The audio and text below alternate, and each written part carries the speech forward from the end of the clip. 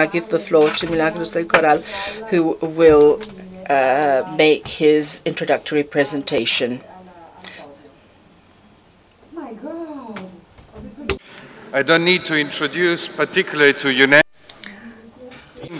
today Dr. Milagros del Corral, but I recall that she has been Secretary General of the Spanish Federation of Publishers, Director of Cultural Industries and Copyright Division, Deputy Assistant Director General for Culture at UNESCO headquarters in Paris for long years and still very much remember, and Director General of the National Library of Spain. Dr. del Corral, you have the floor. Thank you very much, Mr. Ambassador. Assistant Director General for Culture of UNESCO, authorities, ladies and gentlemen, colleagues of the Scientific Committee of Book Tomorrow. It is precisely on their behalf, on behalf of the Scientific Committee of Book Tomorrow, that I have the pleasure to extend a warm welcome to all of you, speakers, panelists, and participants to the Forum Book Tomorrow, those who are present here in Monza, and also those who are following us through internet and through Twitter and through Facebook, those who will also be sending their comments and their questions to everything they listen here. And we will have the responsibility to provide some answers and some reactions to their questions and to their comments. We are all eager to listen to what the 200 experts, actors, and professionals from 37 countries here gathered. We already had the opportunity to listen to two very inspiring introductory keynote speeches that really mark the debate I am sure we are going to develop along these 3 days. This is a forum quite unique, as you may already have realized. Quite unique because of the diversity of stakeholders here present, and also because of its wide geographical scope. For the first time, thanks to UNESCO and the Italian authorities, we are attending a true global forum on the future of the written word.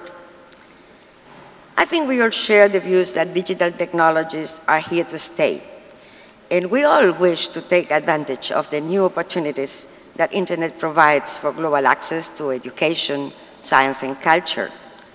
Nevertheless, as we just saw, and as we will see even more in the next debates, opinions diverge on fundamental, let's call it how-to issues. How-to. Particularly with regard to sustainable economic models for e-books and e-journals, but also about the adequate remuneration of authors and creators in the digital environment, or the most cost-efficient way to ensure global access to world's knowledge through digital libraries that are rich, diverse, and inclusive in contents, and also innovative, constantly innovative in services. Ladies and gentlemen, the Gutenberg Revolution and the printing industry, it gave birth, later on complemented by copyright protection and the concern of collecting materials to put together the world's knowledge that has accompanied the humankind along history. These three concepts have been for centuries the pillars of knowledge accumulation and cultural transmission. In this model, the user was mainly a recipient. Nowadays, the digital revolution empowers users and readers in an unprecedented way, and sharing has become a major value. It's emerging as a true new value. What printing technologies had fixed, the text to be printed, the responsibility of the author, the number of copies to be printed, exclusive distribution rights, limited availability of copies in libraries, is now challenged by digital technologies and this legendary fluidity, the softness that was mentioned just before.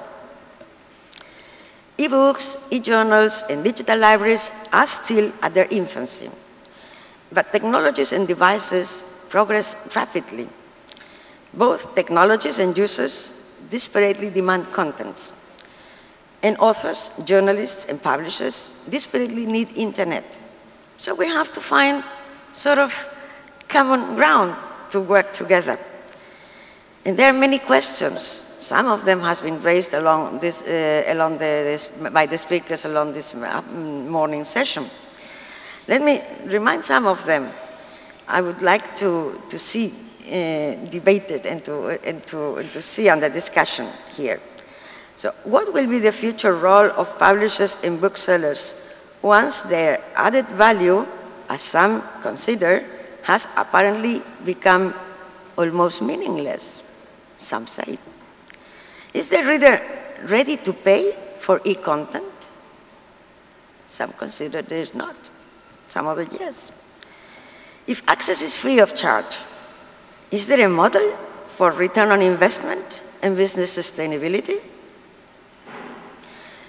Do we need to revisit the value chain by including new actors? There are many new actors. Are they part of the new value chain? How best could tax matters, VAT particularly, reconcile for a single text, whether distributed in printed form or in electronic format? Should e-materials and printed matter coexist? I think yes, by the way, but not everybody is of the same opinion. Will digital materials replace textbooks at schools? Will e-reading habits have an impact on human capacity to think and concentrate? Is the digital divide still a matter of rich and poor, or rather of old and young? And for how long? How long one is young in this nowadays? How long a new generation enters into action nowadays? It is reasonable to expect the whole internet business to rely on advertising revenues, a very hot issue. Everybody thinks, no, new model, advertising. Do you think this will be also applicable for e-books, for the e-books business? Do copyright royalties still have some meaning in the digital world? Are DRMs have a future? Do they have a future, DRMs, and some meaning too? What will be the role of collecting societies, copyright collecting societies in this new world? And above all, is copyright still the best possible legal framework to remunerate literary and artistic creation? Will it manage to adapt to the digital arena as it did in the past with regard to previous technologies? Copyright has a long history of adapting to technologies. Will it manage to do so now? How to finance costly library digitization programs in times of crisis? Because all this is very nice, but it costs a lot of money for libraries too.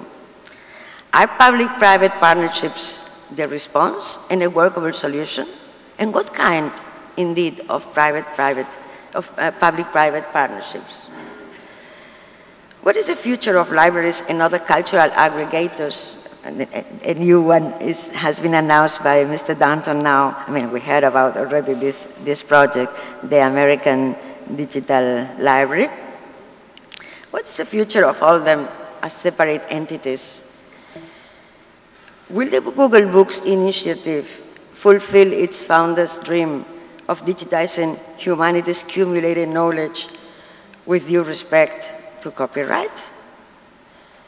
What kind of reasonable agreement should be reached between publishers and librarians with regard to orphan and out-of-print works still protected under copyright, but not existent, not available in the market, and yes, in the libraries?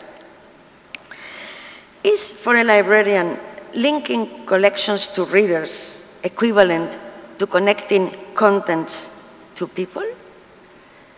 Is the same role for the librarian? What will be the core of library activities in the digital era? And how will this affect library architecture and common public spaces? Is the need of thinking the library spaces differently? More group, more teamwork? No, not at all the same. Enfin, mesdames et messieurs, voilà seulement quelques questions que nous souhaiterions discuter à fond pendant ces journées de débat. Et la liste, comme vous l'avez vu, est loin d'être exhaustive. Vous avez tous... And these are the questions that we would like to speak about. These are some of the questions that we would like to speak about. Of course, this list is far from being exhaustive, and I'm sure that you have a lot to say about all the things that I have mentioned. Let us try to put aside our biases and let us try to understand the views and outlooks of other people. Let's try to build what we have that will unite us. Let us try to find realistic answers that can be well balanced, that take into consideration the differences that there are between us.